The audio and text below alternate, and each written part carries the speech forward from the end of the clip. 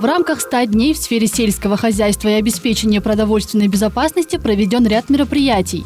В частности, выделено 318 миллионов сомов на закупку сахара и растительного масла для поддержания стабильного уровня цен.